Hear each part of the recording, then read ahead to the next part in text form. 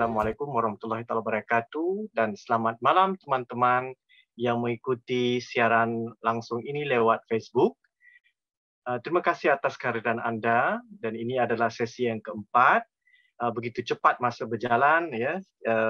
Pulang balik ini sudah yang keempat dan nanti kita sudah masuk sebulan berpuasa dan kemudian lebaran dan kemudian nanti kuliah yang kelima. Dan kuliah itu akan bertemakan syair-syair yang terpilih dalam khazanah kesusastraan Melayu. Pada malam ini saya akan bicara tentang satu topik yang saya rasa pasti kita mempunyai keterikatan ataupun minat, dan topik itu adalah berkenaan dengan buku-buku sejarah yang kita baca. Ya, pasti ada setengah daripada kita yang sudah membaca menduduki mata kuliah atau modul sastra sama di sekolah, maktab atau di kampus. Tapi yang mau saya bicarakan sini adalah buku-buku sejarah yang berlegar dalam sfera publik kita, iaitu dalam bacaan awam kita, ya, yang mungkin saja ada sisi keilmiahannya, tetapi yang sangat mendasari daripada buku-buku sastra ini adalah sifatnya yang popular dan yang populis, dan itu akan saya terangkan dalam butiran seterus dalam kuliah ini. Izinkan saya berbagi slide jadi untuk mempermudahkan perbincangan kita malam ini. Ya. Baik, boleh ya? Saya rasa semua dah dapat di sini. Baik, saya mulakan dengan kutipan nukilan daripada seorang sejarawan Filipino yang agak terkenal, ya, seorang intelektual publik Filipino yang banyak menulis, dan saya sangat terpikat dengan apa yang diujarkan beliau dalam kutipan ini. We see our present as little understanding as we view our past, because aspects of the past which could illuminate the present have been concealed from us. This concealment has been affected by systematic process of miseducation characterized by a thoroughgoing inculcation of colonial values and attitudes. Ya, satu persoalan yang sering timbul dalam masyarakat, banyak masyarakat membangun khasnya masyarakat yang pernah dijajah. Ya. A process which could not have been effective had we not been denied access to the truth and to be part of our written history. Ya, satu penafian yang berlaku secara sistematis menurut beliau. As a consequence, we have become a people without a sense of history. Ya. Kita menjadi bangsa yang sudah hilang perasaan atau rasa sejarah. Ya. We accept the present as given, bereft of historicity. Because we have so little comprehension of our past, we have no appreciation of its meaning interrelation with the present. Ya. Kita sudah menjadi gerombolan yang sudah tidak mengendahkan sejarah dan yang sudah tandus daripada kesejarahan. Ya, akhirnya kita tidak paham tentang diri kita dan kita tidak akan paham tentang keberlanjutan kita pada masa yang akan datang. Kemudian saya mau kutip dari seorang penulis asal Czechoslovakia, ya, namanya Milan Kundera, yang menulis begini. Ya, saya rasa ini agak sedikit provokatif, berbeda dengan suara ilmiah daripada Renato Constantino, mengatakan begini. The past is full of life, eager to irritate us, provoke and insult, distract or repaint it. The only reason people want to be masters of the future is to change the past. Ya, ini adalah keterbalikan. Orang yang mahu berlanjutan, berkuasa dan mendominan adalah sikapnya itu ataupun kepeduliannya itu adalah merubah ataupun mendiktat apa yang sebenarnya dianggap sudah berlalu. Ya. They are fighting for access to the laboratories where photographs are retouched and biographies are and histories rewritten. Ini agak saya rasa mungkin dari blok Eropah Tengah, ya, ataupun blok Soviet, mantan blok Soviet. Saya rasa mereka mempunyai suatu pengalaman sejarah yang getir di mana kuasa pernah merobek-robek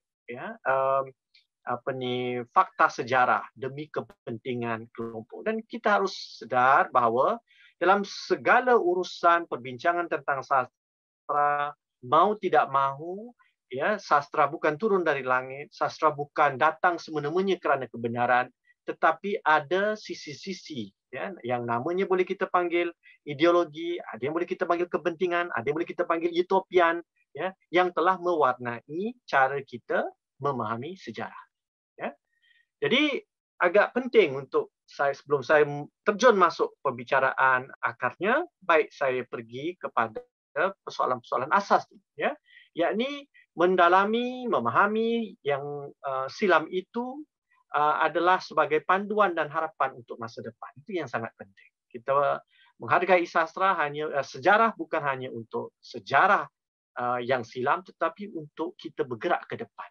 Agar kita benar-benar belajar dari sejarah tanpa mengulangi apa yang tersasar, curang dan galau. Ya. Ataupun tidak, ada orang seperti mengatakan gini, sepertinya seorang sejarawan Amerika namanya Howard Zinn, katanya, bukan masanya kita belajar sejarah untuk menuding jari siapa yang telah buat salah. Ya. Tetapi bagaimana kita ke depan mengharungi supaya kita tidak melakukan kesalahan lagi. Ya. Saya rasa itu satu kesimpulan yang saya sangat baik untuk kita renungkan. Dalam pengalaman politik, ya, pernah kita tahu bahawa siapa yang berkuasa, mereka lah yang akan menafsirkan sejarah. Makanya baik rejim penguasa politik, sama ada penguasa agama, sama ada gagasan ilmu dan seterusnya, berkepentingan untuk mengkedepankan versi sejarah masing-masing. Naif untuk kita katakan, oh tidak, dia tidak mempunyai, saya tidak mempunyai niat apa-apa kecuali untuk menampilkan sejarah yang seluhur-luhur. Ya, alhamdulillah kalau kita punya niat seperti itu. Tetapi, ya, pada hakikatnya setiap kelompok termasuk diri saya sendiri juga, ya, mempunyai kepentingan, mempunyai agenda untuk mengedepankan suatu versi sejarah. Ya, jadi kita tidak boleh naif tentang hal itu. Dalam perbincangan ini, Takrif Sejarah diberikan yang meluas, merangkum bukan sejarah politik, tetapi yang lain-lain, ekonomi, budaya dan seterusnya. Ya. Baik, kemudian kita lihat bahawa bila bicara sebuah sejarah, kita menyebut tentang sejarawan, iaitu historian, ya, yang baik tentunya akan membawa kita ke depan, ya, bukan membawa kita terperusuk masuk ke dalam. Ya, jadi untuk melakukan itu penting untuk ditanyakan, ya, persoalan-persoalan yang diangkat dari hal mana yang benar dan genting untuk ditafsir berdasarkan keperluan semasa. Jadi belajar sejarah ni ada keterkaitan dengan keadaan semasa, bukan hanya bicara untuk yang silam-silam saja. Ya. Jadi di sini saya simpulkan, kalau kita lihat ini dari image ini ada sebuah buku. Ini kalau buku ni baik buku asas lah, ya. Kalau siapa-siapa yang telah belajar sejarah di kampus akan membaca buku ini. What is history? Apakah itu sejarah? Sudah diterjemah ke dalam bahasa Melayu sebenarnya. Cetakan Dewan Bahasa. Ya. Mengapa kita perlu, ya, meninjau sejarah? Ya. Ia adalah mentakrif siapa diri kita dan masa depan dan hala tuju kita. Ya. Maaf kerana saya rasa mungkin teman-teman agak silau, ya, dapat font berwarna merah ini. Tak apa, saya bacakan saja. Kemudian kedua adalah kesedaran sejarah itu adalah antara asas, ya, untuk kita memahami tentang persoalan masyarakat. Sama ada perubahannya, sama kebertahanannya dan seterusnya. Dan dari tinjauan siapa pentakrif dan penggubah sejarah, siapa yang bikin sejarah itu, ya, makanya tadi yang saya sebut, dapat kita kesani, ya, kelompok-kelompok yang dominan, ya, yang telah mentakrif sejarah, atau kelompok yang di bawah arus, undercurrent, atau yang di pinggiran, ya, yang di tepi-tepi, yang mentakrifkan beda dari yang di tengah atau di perdana. Ya. Kemudian sejarah juga merungkai sisi yang luhur dalam sejarah berbanding sisi yang luhur. Maknanya benda yang baik berbeda dengan benda yang tak baik dalam sejarah. Dalam istilah Profesor Alatas, ya, dia telah mengkonsepsikan idea cita sempurna dalam sejarah berbeda dengan cita bencana. Ya. Dan sejarah yang terbelenggu oleh kesimpulan romantis dan utopis itu yang sebenarnya dalam kita belajar sejarah, kita dapat tahu tentang apa perbezaan ini. Bila ada yang bersifat romantis dan utopis, inilah yang akan menggagalkan pembacaan silam dengan kritis. Ya. Kerana bacaan yang ahistorical, ya, makna yang ada penafian sejarah, pada realisme masa kini, ya, akan mengaburkan pandangan kita ke depan. Ya. Kemudian seterusnya adalah perungkaian sejarah yang multidisiplin, ya, tanpa terjebaknya satu mazhab penulisan sejarah yang diyakini. Ya. Kita tahu bahawa medan penulisan tentang sastra sama sejarah juga mempunyai banyak pendekatan. Ya. Tapi pada hemat saya, pendekatan yang multidisiplin adalah pendekatan yang baik. Ya, yang lebih, saya rasa lebih memberi akses kepada yang lain untuk membaca dan menghargai. Ya. Kemudian kalau anda lihat di sini dari image ini, buku Johann Huizenga, ya, ini Man and Ideas, ya, saya rasa kumpulan esei yang luar biasa bagus. Ya. Jadi antara persoalan-persoalan yang diangkat oleh Johann Huizenga, beliau adalah seorang sejarawan terkenal dari negeri Belanda yang telah banyak mengkaji tentang ide-ide zaman pertengahan, ya, dan esei-eseinya luar biasa bagus.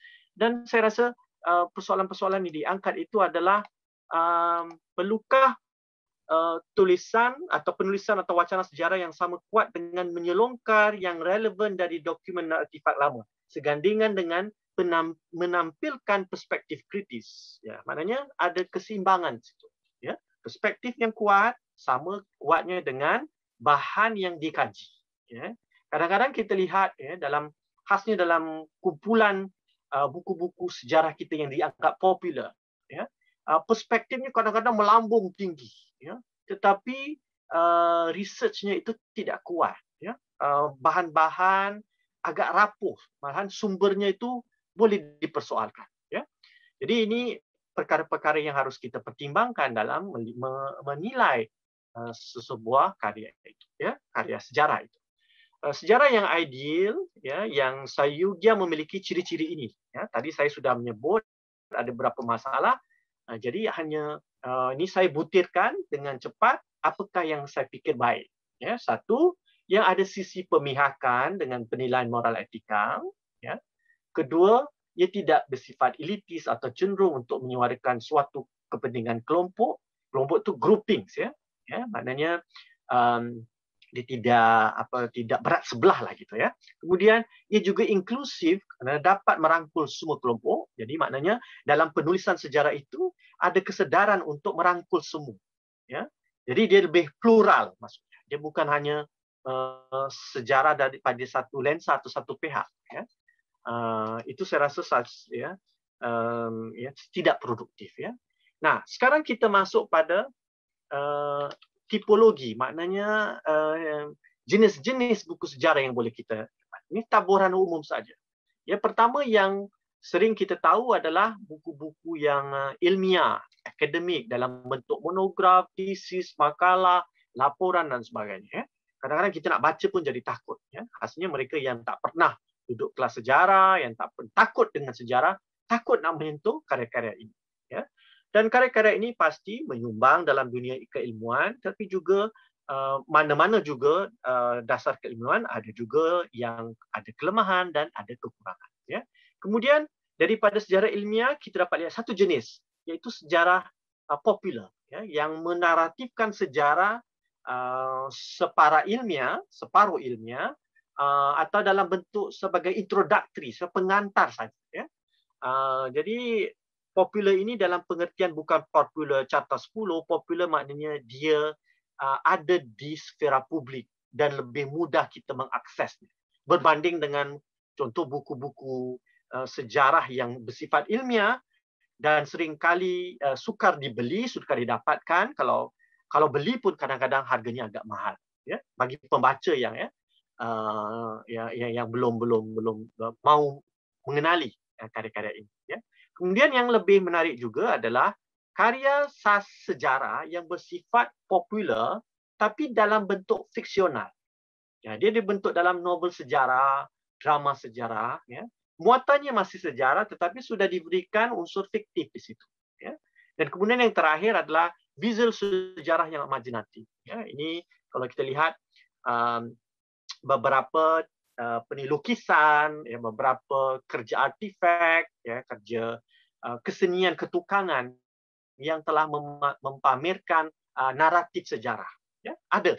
Ya, contohnya kalau kita lihat beberapa pelukis Melayu kontemporari ya, yang agak cenderung kepada ruling establishment akan melukis ya gambar-gambar ya, lukisan yang menceritakan tentang pengalaman sejarah masyarakatnya ya, khasnya di Malaysia ya. Baik, kemudian saya beredar ini agak mudah tipologinya. Kalau kita lihat bahawa tema-tema ini kita dah masuk ya, tema maknanya inti daripada buku-buku sejarah ini seringkali temanya politik, geografi, kebudayaan, bahasa dan aksara, sastra dan drama, institusi macam-macam daripada sekolah, majlis agama, kumpulan muzik dan sebagainya. Ya, sejarah keagamaan dan sejarah muzik. Yang lain yang agak langka, iaitu yang jarang diangkat, adalah sebenarnya sejarah ekonomi. Ya, tak tahu kenapa, mungkin di tempat lain ya agak terbangun, tapi kalau dalam yang berbahasa Melayu jarang diketemukan tentang sejarah ekonomi. Sejarah seni visual sekarang ada meningkat sedikit. Sejarah seni tari, sejarah kuliner, masakan, ya, atau gastronomi, sejarah budaya materi, budaya benda, dan sejarah fabrik. Ya, nampak adanya sebab kepakaran ini belum lagi masuk dengan banyak. Yang sering kita ketemukan adalah sejarah bersifat politik, negeri dan tokoh-tokoh yang dihandalkan. Ya. Baik, seterusnya. Jadi kalau kita lihat teman-teman, ya, saya masuk sekarang pada aliran. Tadi tema, ini aliran. Ya, aliran yang bisa kita jejaki adalah aliran contoh, ya, aliran feodalis. Ya, maknanya dia membaca sejarah dari lensa, ya, dari kacamata tradisi feudal, ya, ataupun kefahaman feudal. Ya, feudal itu adalah penguasa kerajaan sebelum kolonial, ya, dan berkesinambungan pada zaman kolonial juga, ya. Sistem kerajaan lah gitu, ya. Kemudian adalah lensa orientalis, ini pada zaman kolonial, segerombolan pengkaji, ya, dari barat yang telah mengkaji bangsa timur, mereka dipanggil orientalis, dan mereka mengkaji bangsa-bangsa timur yang khasnya yang terjajah, ya. Kemudian selepas sewaktu dan selepas kemerdekaan, zaman nasionalisme, timbul kelompok yang dipanggil nasionalis. Jadi sejarahnya ada lensa kebangsaan, ya, perlawanan terhadap kolonial. Ya. Kemudian lepas tu kita juga pada masa yang sama, kelompok kiri juga tampil untuk memberikan versi sejarah mereka, iaitu dari kelompok sosialis kiri yang menampilkan seringkali tentang perjuangan rakyat kecil atau proletariat atau Marhain yang telah mencipta sejarah, ya, ataupun dipinggir dalam sejarah. Ya. Kemudian selepas 70-an, 80-an dengan gerakan Islam yang makin bercambah, timbul satu kelompok yang menulis sejarah dalam lensa yang satu lagi. Lensanya dipanggil lensa Islamis. Ya, di mana premium dan prioritas mereka bila melihat sejarah adalah dengan melihat titik tolak, ya, semuanya bermula dan mungkin saja berakhir dengan hal-hal yang lebih Islami dari pandangan mereka. Ya. Kemudian ada terakhir adalah kelompok yang dipanggil populis. Populis itu adalah satu gerak cara pandang, ya, yang ada sisi, kadang-kadang ada sisi nasionalisnya, kadang-kadang ada sisi feudalisnya, kadang-kadang ada sisi sosialisnya mahal, dan kadang-kadang ada sisi Islamis. Populis ini bergerak dalam keadaan di mana adanya seperti persoalan-persoalan besar, ya, yang berlaku dalam arena politik, ya, sehingga membuat sekelompok orang lebih agak galak, ya, untuk menuntut hak-hak yang berlawanan daripada pendirian yang sebelumnya itu daripada penguasa yang lebih elitis. Ya. Pada satu sisi populis seperti melawan elitis, tapi kalau kita baca betul-betul, jangan-jangan banyak daripada andaian ataupun kesimpulan dari para teman-teman populis ini juga membayangkan cara faham dari golongan yang berkuasa sebelum. Ya. Baik. Ini satu contoh ya. Saya jelaskan cepat sajalah di sini ya. Ini adalah golongan feudalis sebagai contoh. Mereka melihat warisan sejarah pastinya harus disanjung kalau tidak dikembalikan ke bilangan kerajaan yang masa silam itu. Cara pembacaannya seringkali historical, saya dah sebut tadi, romantik, dan tersendat dengan feudal psychology, sebuah konsep yang telah diangkat oleh Profesor Hussein Alatas dan dikembangkan oleh Profesor Syahrudin Ma'ruf. Ya, khasnya kalau anda lihat dalam buku ini, konsep wira dalam masyarakat Melayu, membelai romantisisme dekaden. Ya, saya rasa ini adalah contoh-contoh membongkar balik ya cara pandang feudalis yang telah menulis dan memahami sejarah. Ya. Kemudian kita ini adalah tadi yang orientalis, dia adalah berawal dari pengkaji penjajah ya, Barat, ya, menghimpun khazanah tempatan, dan mereka bina satu korpus ilmu syarat dengan andaian dan prejudis dan reduksionisme tentang masyarakat Asia. Kalau di tempat kita tentang masyarakat pribumi Melayu sebagai contoh, dengan banyaklah ya cara pandang yang eksotis, bahawa Melayu begini, Melayu begitu, ya, dan seringkali juga ya, bermasalah dalam nada-nada yang sangat rasis sebenarnya. Ya.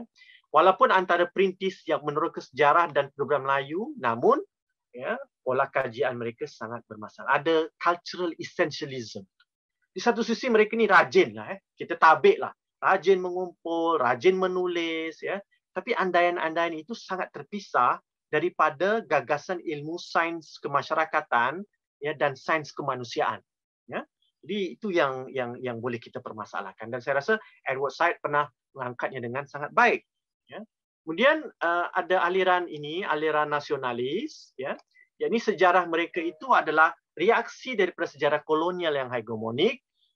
Sifat mereka itulah kebangsaan, tapi kadang-kadang berlebih pula soal ethno-chauvinisme. Ya. Dari mengambil posisi berkenaan dengan kewarganegaraan yang kolektif. Dan mereka juga akhirnya kalau dibaca dengan rapi, mereka belum terlepas dari kerangka pemikiran kolonial. Ya. Akibat dari apa? Akibat dari mereka juga sebenarnya adalah anak didik yang dilatih dulunya oleh para orientalis. Ataupun ya mereka keintelektualannya terbantut, ya, maknanya tak terbangun dengan sepenuhnya, ya. Dan walaupun mereka sangat anti kolonial, sangat galak, ya, sangat kuat, tapi rata-rata premis pemikiran belum dapat keluar dari pola kolonial itu sendiri. Nah, ini yang pernah dibicara sangat baik oleh seorang pemikir namanya Frantz Fanon dalam bukunya The Ratchet of the Earth. Ya, nanti pelan-pelan lah kalau teman-teman mau mengikuti bacaan, nanti boleh tanya pada saya. Ya. Baik. Kemudian ini bacaan sosialis. Kita tahulah kalau sosialis itu mencari sisi-sisi ya daripada golongan fahaman kiri, sama ada dia Marxis, sama ada komunis ataupun sosialis. Ya, perlu jelas di sini. Jangan ingat semua kiri komunis. Ya, salah. Ya, dia ada spektrumnya. Ya. Malahan kita tahu dalam sejarah di Nusantara ada sosialis yang bersifat Islam. Ya. Islam sosialis itu sebenarnya adalah antara pengucapan reformis Islam pada awal abad ke-20. Ya, sebenarnya yang pernah diujarkan sangat baik oleh Cokro Aminoto, ya, dan kemudiannya nanti diangkat dan diperbaiki oleh Syed Hussein Alatas dan seterusnya. Ya. Dan ini saya sebut tadi tentang kelompok Islamis yang sekarang sebenarnya sudah masuk dalam gelanggang. Ya. Kita tidak melihat golongan Islamis menulis tentang sejarah pada tahun 50-an, 60-an, 70-an, belum ada saya rasa. Ya. Tapi kalau 90-an ke atas, kita sudah lihat ya beberapa buku-buku sejarah yang popular, ya, itu sudah ditulis oleh mereka yang mempunyai pendirian bahawa versi kefahaman Islam itu dalam sejarah harus ditampilkan dengan lebih proaktif. Itu jadi mereka sudah lebih aktif di sini ya. Malahan sebenarnya sudah masuk dalam sfera publik saja, tetapi dalam sfera ilmiah, akademik malah kalau khasnya di Malaysia. Kecenderungan ini mau melihat zaman kerajaan lalu sebagai zaman Islam, di mana kekhalifahan Islam dan hukum syariah pernah berdiri. Jadi mereka akan baca teks-teks Melayu lama. Kalau ada orang lain membaca secara melihat, buat mengkritikan feudal, mereka membaca dengan lensa melihat apa yang Islami dalam teks itu. Ya, tentu ada sisi yang benar dalam peranan Islam, ya, dinafikan oleh kolonial. Namun aliran ini ada lebih terobses membicarakan negara Islam itu pernah wujud. Sesuai dengan matlamat politik, mereka mendirikan negara Islam di era moden ini. Ya. Sama ada dia terungkap dengan jelas atau dia terungkap dengan secara lunak. Ya. Tapi kita tahu bahawa Islamis mempunyai aliran Islamis mempunyai kecenderungan untuk menampilkan gagasan politik mereka atau gagasan kultural mereka. Ini populis pula. Ya, ini kalau kita lihat,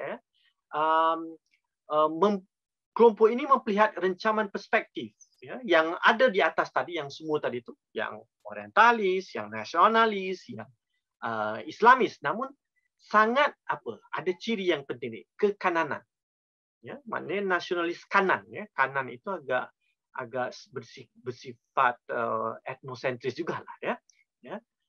Setengahnya tidak segan-segan dengan sikap rasis dan fasis. Ya. Ini yang kalau di Amerika ni kita panggil newcon lah, new conservative. Ya. Di sini juga ada, jadi saya sebut ini sebagai pemetaan, sebagai populis. Ya. Dan perlu kita faham bahawa populis juga itu punyai banyak takrifannya. Ya. Baik. Kemudian ada soalannya, ada orang tanya, adakah populisme itu sama dengan kerakyatan atau marhanisme? Ini panjang lah kalau saya mau kuliahkan. InsyaAllah masa ke depan ini tanya-tanya soalnya. Jadi kalau kita lihat, ini buku macam ini kan, Laksmana Hang Tuah. Ya, jangan petikakan kewujudannya. Ini bersifat populis lah saya rasa. Ya, betapapun ada unsur-unsur keilmihan itu. Ya. Nah, cuba kita lihat di sini, teman-teman, beberapa penulisan dari zaman kolonial yang ditulis oleh sarjana birokrat kolonial dan akademik, ya, antaranya R.O. Winstead, Mubin Shepherd, ya, William Rolfe, ya, walaupun dia menulis selepas zaman kemerdekaan, tapi dia daripada era itu, Wilkinson dan J.M. Gulick. Ya. Pasti ada kekuatan dan kelemahan masing-masing. Ada yang andaiannya sangat totok kuat orientalisnya, ada agak sederhana dan ada lebih ilmiah seperti J.M. Gulick berbanding dengan R.O. Winstead. Ya. Jadi inilah sebenarnya mereka yang telah menulis sejarah kita terlebih dahulu. Ya, sebelum nanti gerombolan baru masuk dalam dunia pensejarahan ataupun dunia penulisan sejarah. Jadi kemudian selepas itu, sebelah kita lihat orang-orang orientalis menulis, sejarah ditulis untuk pendidikan sekolah Melayu pula. Ini agak menarik. Pada zaman kemerdekaan kita belum ada universitas, hanya ada maktab, ada sekolah. Jadi buku-buku sejarah kita itu memang dihaskan kepada sekolah-sekolah menengah ataupun paling tinggi adalah SITC. Ya. Kalau di Melaya belum ada lagi Universiti Melaya di Singapura, belum ada Universiti Melaya di kampus Kuala Lumpur, belum ada UKM, Universiti Kebangsaan dan lain-lain. Ya. Jadi sebelumnya itu cikgu-cikgu sebenarnya yang menulis. Ya. Contoh yang terbaik adalah Haji Buyung Adil. Ya, Haji Buyung Adil ya, sangat produktif menulis banyak buku-buku sejarah yang digunakan di sekolah. Ya, antaranya adalah sejarah Singapura ditulis. Ya. Jadi kalau kita lihat dari isi itu sebenarnya diambil ya kebanyakan daripada bacaan yang dikumpulkan, dan rata-rata bacaan itu adalah penulisan sejarah yang ditulis oleh para koloni.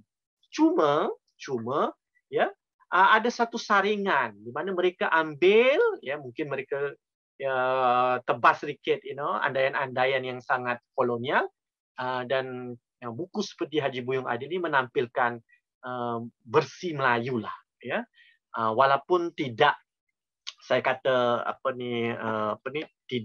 tidak full fledged ya mengkritik kesejahteraan kolonial, tetapi ada percubaan awal untuk menampilkan bersih orang Melayu menulis sejarahnya. Ya.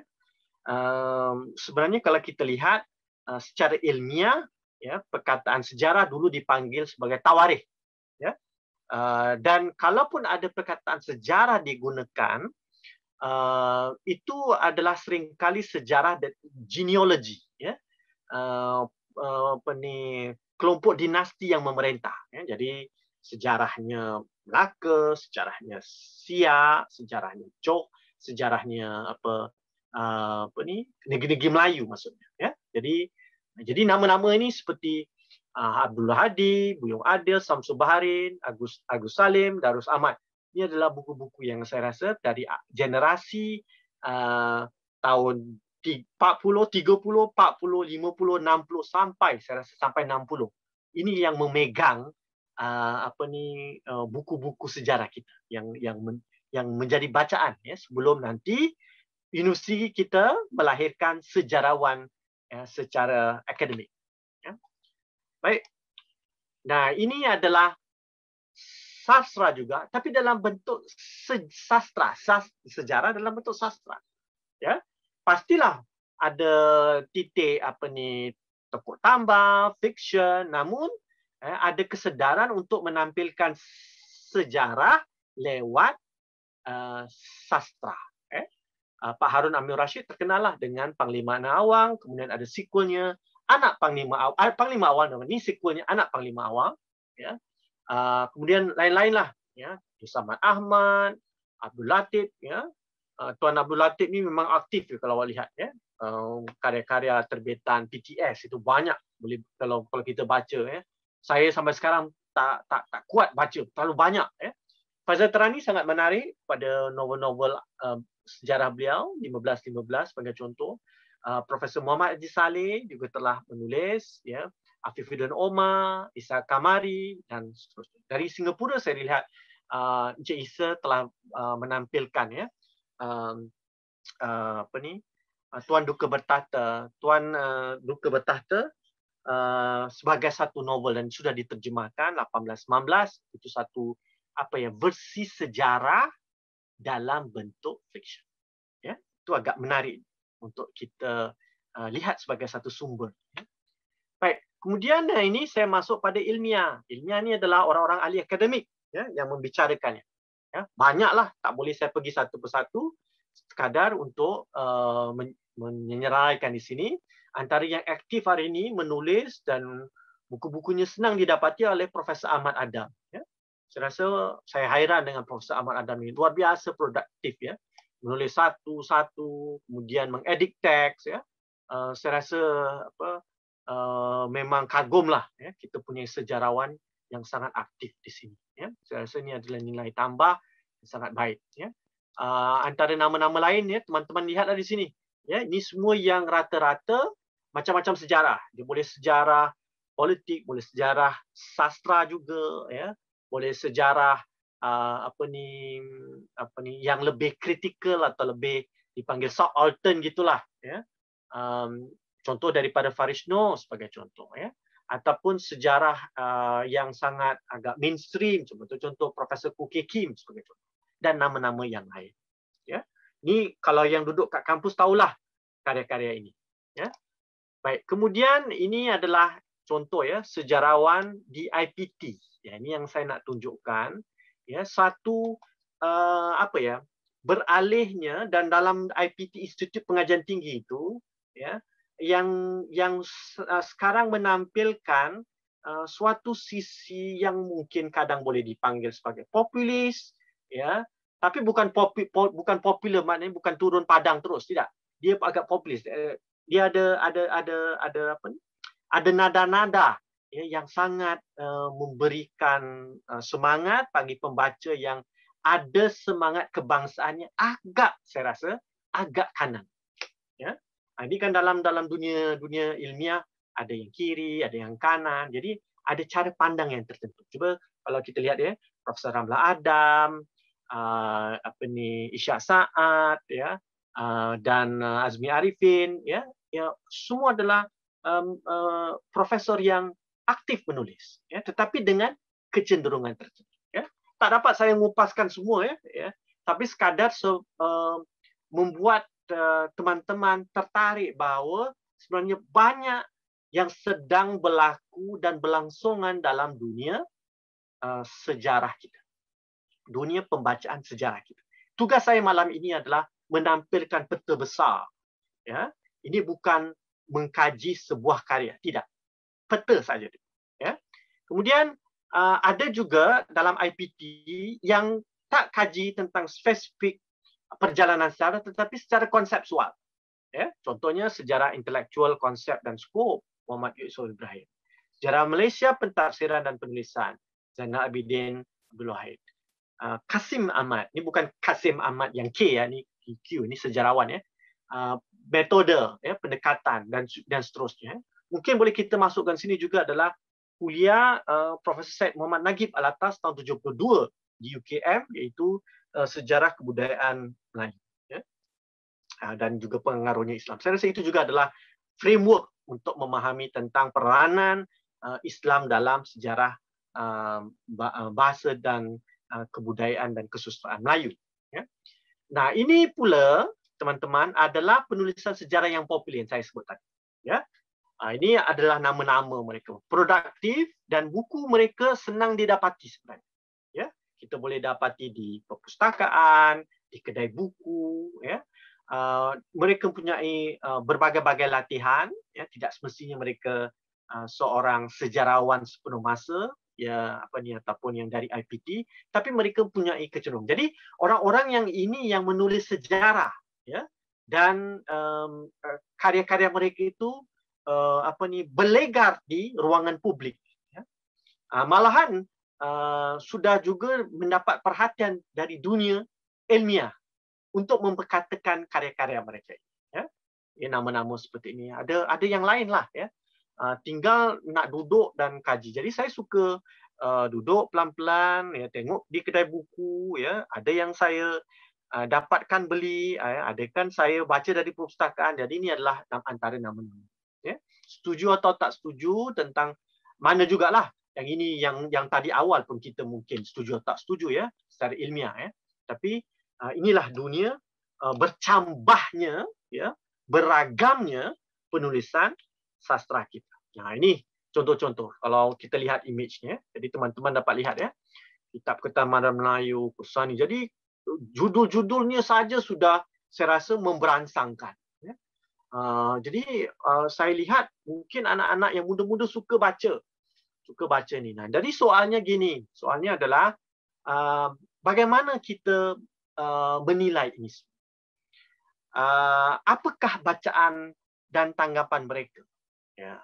Apakah versi sejarah yang mereka tawarkan? Itu semua adalah persoalan-persoalan yang wajib ditanya. Sebagaimana kita wajib tanyakan, apakah gagasan dibawa oleh penulis kolonial orientalis? Apakah gagasan dibawa oleh kelompok golongan nasionalis dan sosialis? Dan golongan Islamis. Termasuk juga kita harus bertanya, apa yang dibawa oleh gagasan populis ini. Baik, kemudian kalau kita perhatikan teman-teman, ada dalam dunia keilmuan kita, wacana kita adalah refleksi kritis tentang sejarah. Dia mungkin bukan ditulis dari seorang sejarawan yang totok, dia punya banyak latihan, tetapi mereka menulis dengan merefleksi sejarah secara kritis. Dan saya agak terpikat dengan part daripada yang saya senaraikan ini. Nurhalis Majid, kita tahu seorang ulama progresif dari Indonesia, tapi menulis sebuah buku Indonesia kita. Sebenarnya adalah sebuah naratif sejarah. Bagaimana dia mentakrif dan melihat sejarah. Begitu juga dengan Gus Dur, Abdul Rahman Wahid, membaca sejarah Nusantara. Ini adalah sebenarnya kolom-kolom yang dikumpulkan, kita dapat lihat pola pikirnya tentang sejarah. Tentu saya sebut tadi, saya Husin Alatas, dan of course yang di sini yang terakhir di Ada Malaysia oleh Profesor Farish No. Sangat produktif menulis buku-buku. Saya rasa ada 2 buku beliau yang baru, yang sangat ilmiah. Baik, kemudian kita pergi. Ini adalah penulisan sejarah sebagai satu medan pertarungan idea di mana wadah tersebut menjadi tempat gagasan idea dari pelbagai kelompok. Contoh kita lihat di sini. Naiflah kita kata buku sejarah sama-sama. Tidak. Kalau anda lihat Profesor Nagib fiction and fact and fiction, historical fact and fiction, ini ada kecenderungan. Profesor Ahmad Adam begini, Kasim Ahmad akademik begini, Hamka juga seorang ulama menulis begini. Ya. Berbeza dengan Azmi Arifin, seorang sarjana yang mengajar di universiti. Ini pendapat beliau begini.